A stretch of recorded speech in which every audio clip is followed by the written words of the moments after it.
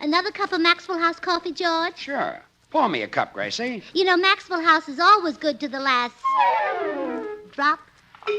And that drop's good, too. Yes, it's Maxwell House Coffee Time, starring George Burns and Gracie Allen.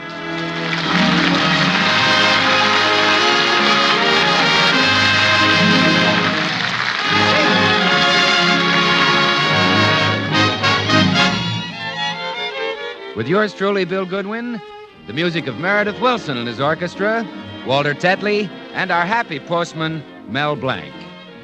For your Thursday night comedy enjoyment, it's George and Gracie. And for your everyday coffee drinking enjoyment, it's Maxwell House. The coffee that gives you so much more for so little more that it's bought and enjoyed by more people than any other brand of coffee in the world. Yes, Maxwell House. Expertly blended and radiant roasted for rich, mellow, extra flavor. Maxwell House, the coffee that's always good to the last drop.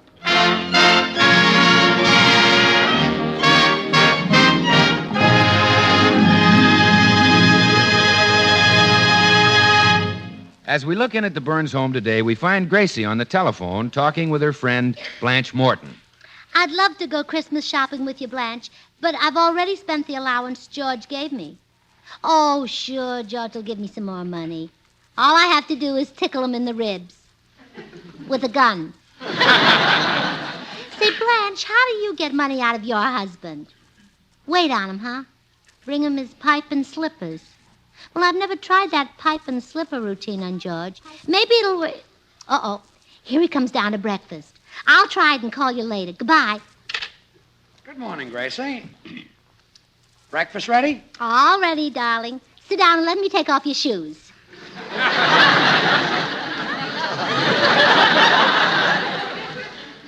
I just put my shoes on. Don't argue, dear. I want to wait on you. Bring you your slippers. Gracie, let go of my feet. Gracie! There. Your shoes are off. Now, where are your slippers?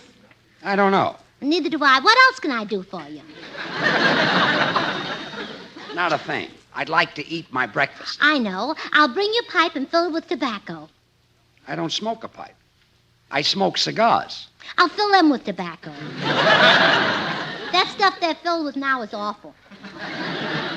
Just relax. I love to wait on you, dear. Where could those slippers be? I don't want slippers.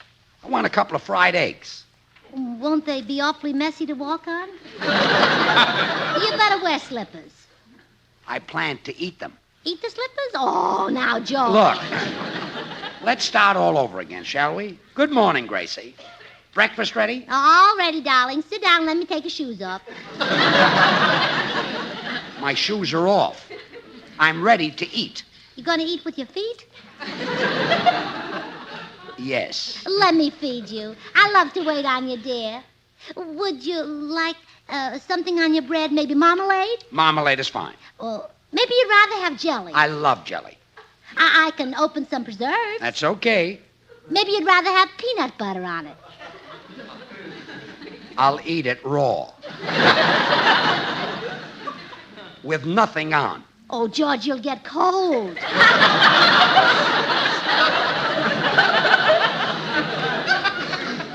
Just hand me the bread. Here you are. I love to wait on you, dear. Would you like your eggs fried? Fried is fine. Maybe you'd rather have them boiled. I love them boiled. I can poach them. That's okay, Poach. Maybe you'd rather have... Look. Just chase a hen in here and I'll have to live with her. A little better than that, of course. Why do I get all this special attention this morning? You must want something. Me? Want something? Oh! Do I get it? That depends. What do you want? You're all I want, George. Big, sweet, handsome, generous you. I'm generous. Well, your heart is so big it bulges right through the front of your coat. I love that bulge, dear. That's not my heart. That's my billfold. Love that bulge. George, you must be carrying a lot of unnecessary things in your billfold. Let me see it. There's nothing unnecessary in there. Here, look for yourself. Mm-hmm. Just as I thought. Sentimental stuff. Pictures. I'll just take these and frame them for my room. What pictures? These pretty little pictures of Abraham Lincoln. Put those back. You want pictures for your room, use one of me. Ah, you're right, dear. Who cares about Lincoln? You're the man I want to frame. I believe that. What do you want with this money? Well, it's almost Christmas, sweetheart. Never mind the soft soap. You're not going to sweetheart me out of my money. Oh, but you're my little Saint Nick. You're not going to nick me out of it either. But, George... I'll answer it. Good morning, Mrs. Burns. Here's your mail. Oh. It's you, Mr. Burns. It's me, Mr. Postman. This presents a humorous situation. I'm delivering Mrs. Burns's mail to Mrs. Burns's mail. That's a play on words. M-A-L-E. I know. I get it. I used to be in vaudeville. Got top billing over Dainty Marie. I see the joke. Then why don't you laugh? You don't know how it feels to tell a joke and not have anyone laugh at. Yes, I guess you do. Never mind. I don't feel very gay right now. My wife wants to go Christmas shopping, and she's been trying to get money out of me. She never gives up, does she?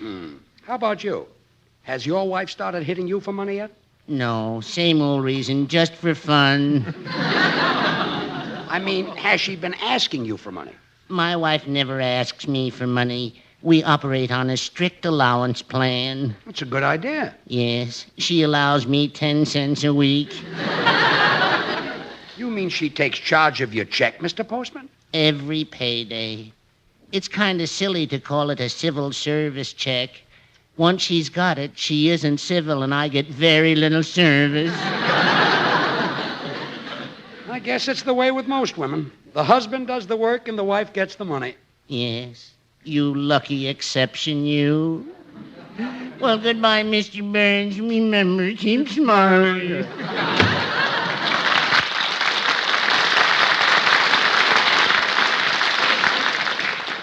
Here's the mail, Gracie.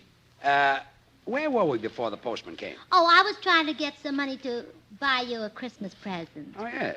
Look, I gave you money for my present just the other day. Oh, that all went for overhead. Overhead? Yeah, I bought myself a new hat. It's nice overhead. And besides, dear, it's no fun if the husband just gives the wife money to buy him a present. Then she doesn't feel like it's from her. It's better if the wife can work for the money. Then why are you trying to get it out of me? Well, if you don't think that's work, you're crazy. Well, you're not getting any, kid. I gave you some money, and if you spent that, you're out of luck. All right, if that's the way you feel about it, I'll just go out and earn the money myself. Don't be silly. How could you earn money on your own? Well, there are lots of ways. For instance, thousands of people are clamoring for electric refrigerators. I'll go out and sell those. Where will you get the refrigerators to sell? Or I might sell homemade pies.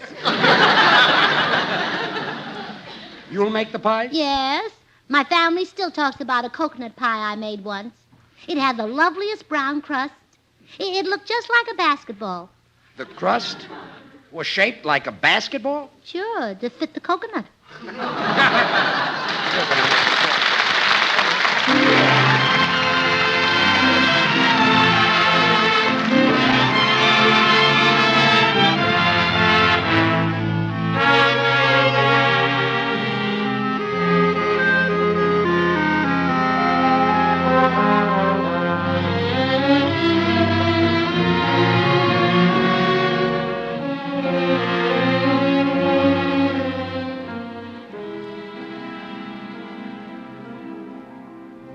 From the rolling hills of New England to the mountain-bound Pacific slope, from the moss-hung roads of the deep South to the endless Middle Western plains, this is a day for Thanksgiving, a time to say thanks for big blessings and small comforts, when feasting and good cheer, warm fellowship and generous hospitality are all a traditional part of the American scene.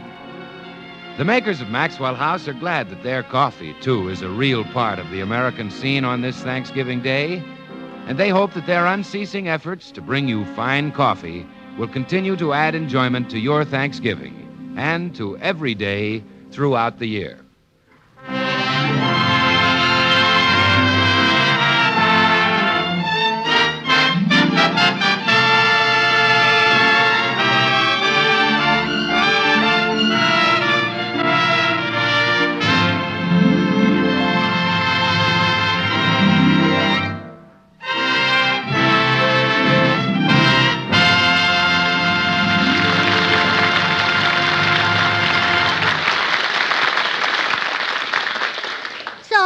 Decided to earn my own Christmas money this year, Meredith. A splendid resolve, Gracie. I still say it won't work. Well, perhaps I can offer a few suggestions. Back in my hometown of Mason City, Iowa, I engaged in many business ventures. What were some of them, Meredith?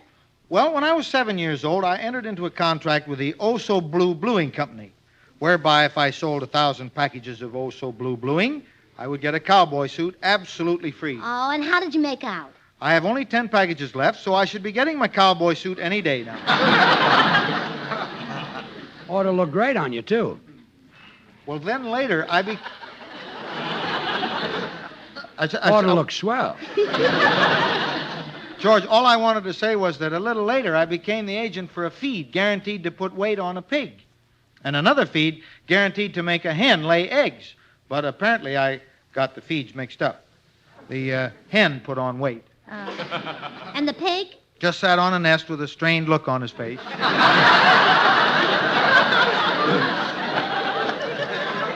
I've had enough. I'll leave you two geniuses alone. To continue, Gracie, at the age of 10, I traveled the state of Iowa demonstrating goose grease, but I had very little success. No one wanted you to grease their goose, huh? No. Meredith, you've got me interested in selling, but I noticed you did most of yours when you were a child. Yes, most companies have found that the greatest sales appeal is possessed by children under 12. Oh, darn it. I should have started 5 years sooner.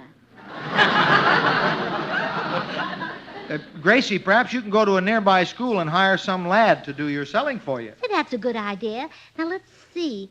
What can I have the boy sell? Well, here's a box of George's favorite cigars. I'm sure you'd be glad to get rid of those. Oh, yes, Perfecto Royales. And they'll give the boy a ready-made sales talk. You know, they took a poll of 100,000 doctors, and 90,000 used Perfecto Royales. Really? Yes. The other 10,000 still use ether.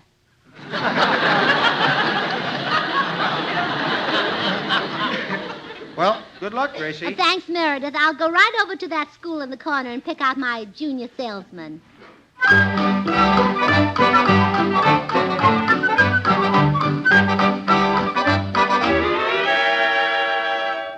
How do you do? Are you the gentleman in charge of Professor Abercrombie's school? Professor Abercrombie's Progressive School. And I am Professor Abercrombie, A.B., Ph.D., LL.D., B.S.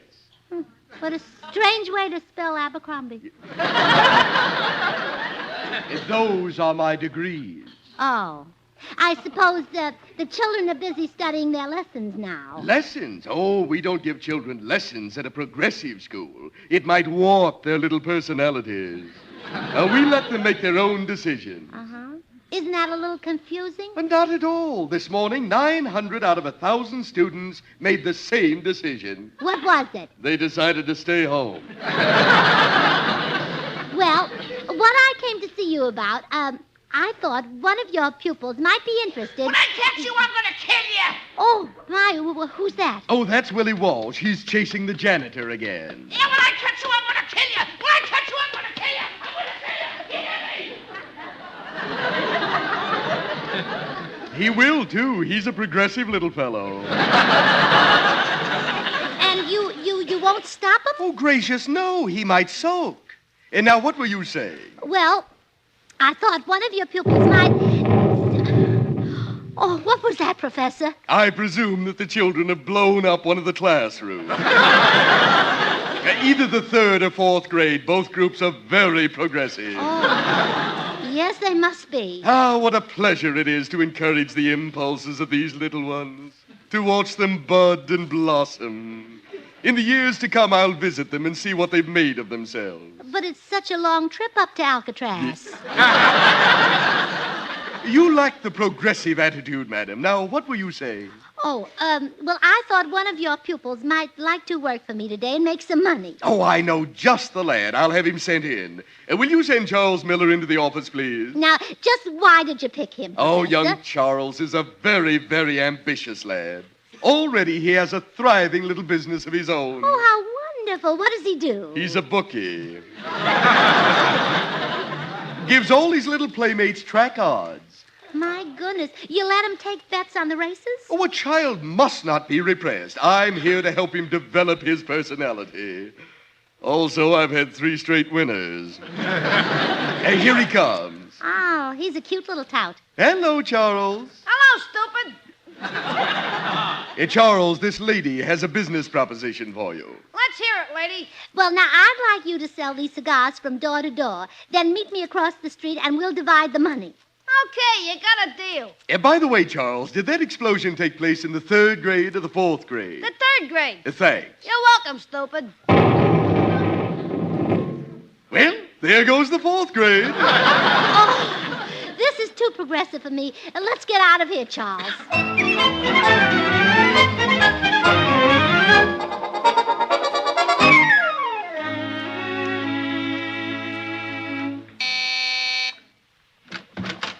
Yes? What is it, little boy? Look, I've been to every house in this block. Won't you please buy these cigars, Pop? I might. What kind are they? Perfecto Royales. Ah, my favorite brand. How much you asking for them? $1 for this box of 50. Say, that's a bargain. At the store, they cost me 3 cents a piece straight. Here's your $1 and here's a dime for you. Thanks. That's all right. I believe in helping all youngsters who get out and work. Yes, sir, there's nothing like honest work. Everybody should have a job. What are you doing home this time of day, Pop? Goodbye, son.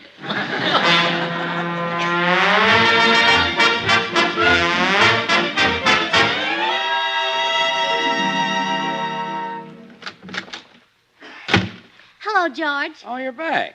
Where have you been? Out earning my Christmas money. I'm on the road to my first million. How much have you made? 50 cents? Well, you're practically there. Oh, all successful business people start at the bottom. Look at Sears and Rowe. Sears and Rowe? When they started, they didn't have a buck to their name. Good luck, kid. I'm going up and shave. Will you put this box of cigars away for me? My goodness, you've got a lot of these cigars, haven't you? Yes. I'm laying away a supply for the holidays. I expect a lot of friends to drop over. They will if they smoke those. Well, put them away for me. I'll see you later. Put them away. I'll have Charles sell them. Hey, wait a minute, Gracie. These cigars belong to George. Have you the right to take them? Well, certainly I have. When I married him, I promised to take them for better or worse. And I'll never find anything worse than these to take them for.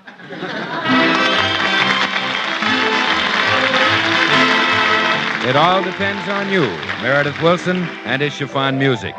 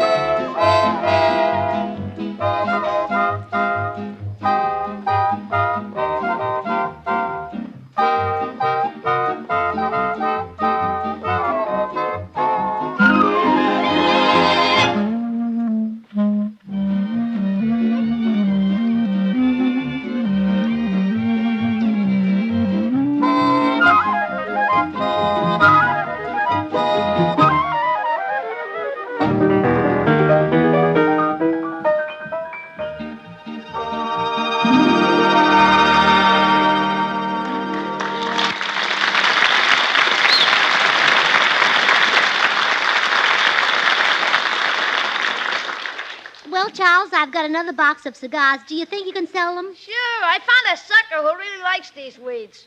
He bought the whole last box. Oh, gee. I thought my husband was the only one who liked them that well.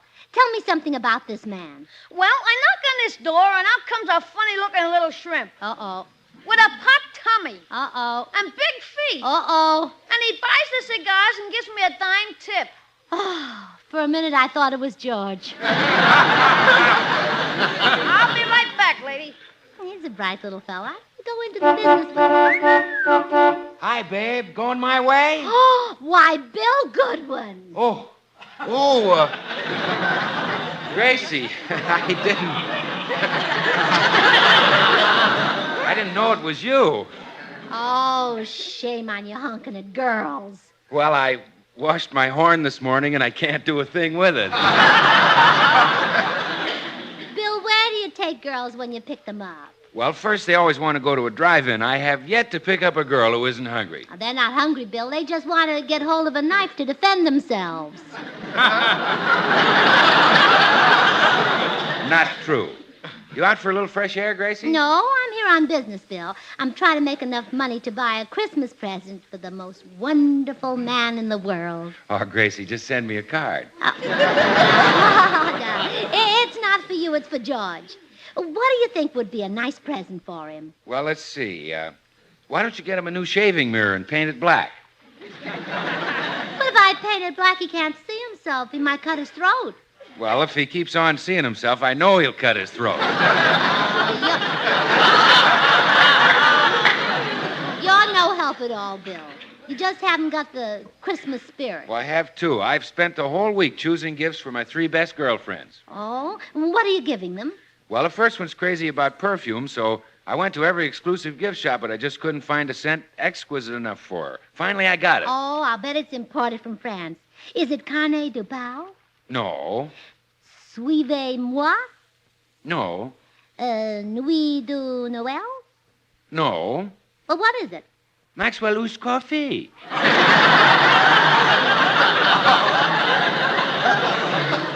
House Coffee. Oui. The odor is exquisite. Ah. Maxwell House is rich, mellow, delicious, the result of careful selection and blending of choice Latin American coffees, radiant roasted to perfection. And what about the second girl? Well, I'm really doing right by Helen. She gets a cup full of rubies. My goodness. Yes, the first girl's name is Ruby, and Helen gets a cup full of her Maxwell House coffee. Maxwell House is the very best in coffee drinking pleasure. Yet it costs but a fraction of a penny more per cup than the cheapest coffee sold. Oh, well, you don't have to tell me about the third girl. You're giving her Maxwell House coffee, too, huh? No, Gracie. I asked her what she wanted for Christmas. She said she wanted a wife. Oh. So on Christmas Day, I'll drink a cup of Maxwell House coffee and let her wife. Maxwell House is bought and enjoyed by more people than any other brand of coffee at any price. Everybody knows Maxwell House is always good to the last drop. Well, your Christmas shopping seems to be taken care of, but I've still got a little problem. You certainly have, and I hope you find the right present for him. So long, Gracie.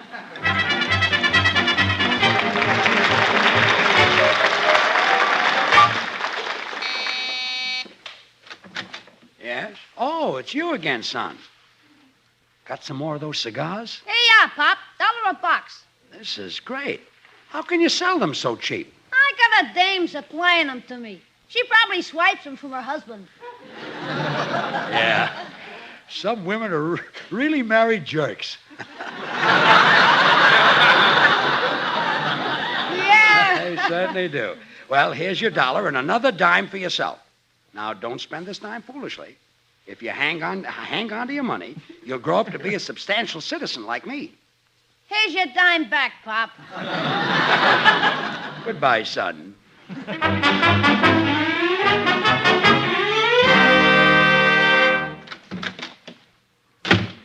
Oh, George! He must be upstairs. My goodness, another box of cigars on the table. I wonder if George could be making these himself. Sure, that's it. No wonder he offered to clean the turkey yesterday. He needed the feathers. Well, back to business. Another box? Yeah. Do you think Pot Tummy will buy them? Sure, he's loaded. Well, at least he has an excuse. My husband buys them when he's sober. I'll be right back. Another box? Sure, the dame's husband hasn't caught on yet. She ought to be ashamed of herself, stealing her husband's cigars. A woman who will steal cigars will steal other things. So what? So ask her if she'll steal me one of her husband's white shirts. Okay, Pop. Okay. Well, what do you know? There's a box of cigars on the mantel I overlooked. Well, here goes. If this keeps up, I'll be richer than Doris Duke. More? Sure. You keep me on the run. I'll grab a sandwich before I sell these. All right, I'll go home and look for another box. Oh, darn it, I can't find another box anyplace. The gooses stopped laying the golden eggs. Hello, Gracie. Hello, Goose. George. Say, I had a couple of boxes of cigars around here. What did you do with them? What did I do with them? What did I do with them? Yeah, what did you do with them? I smoked them. That's ridiculous. You smoked all those cigars, you'd be unconscious. How do you know I'm not? Now I'm stuck. Look, I'm going to give you exactly one... Come in. Hey, Pop, another box of those... Oh, hello, lady. What are you doing in this house? Leaving it. Goodbye. Come back here. Do you know this lady, son? Sure, she's the dame who steals the cigars from her jerky husband.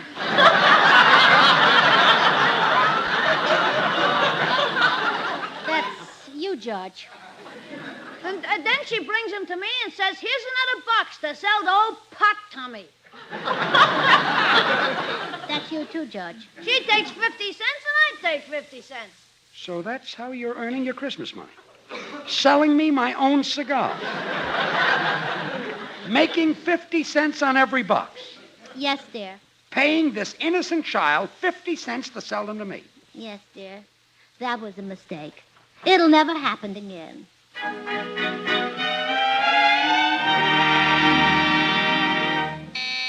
Come in. Want to buy a box of cigars, Pop?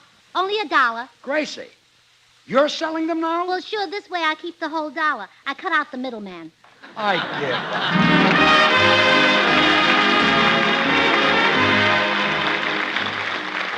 Join us again next week. We'll all be back. George Burns, Gracie Allen, Meredith Wilson and his orchestra. Yours truly, Bill Goodwin.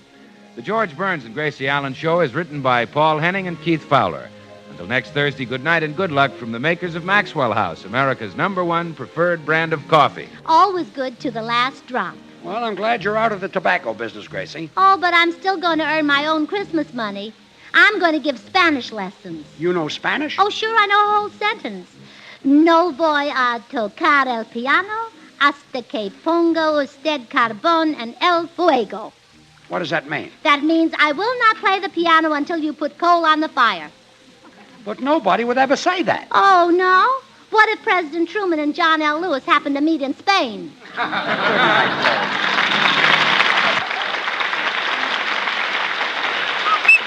Get Bird's Eye. Get Bird's Eye French-style green beans. Delicious young beans, as garden fresh as if you just picked them off the vine. Yes, wonderful eating and trouble-free. All washed, trimmed, and cleaned for you. Stringless, too, and cut French style. One box serves 4 people. So get Bird's Eye French-style green beans tomorrow, but be sure it's Bird's Eye, remember. It can't be the same if it ain't got that name. Get Bird's Eye Frosted Foods.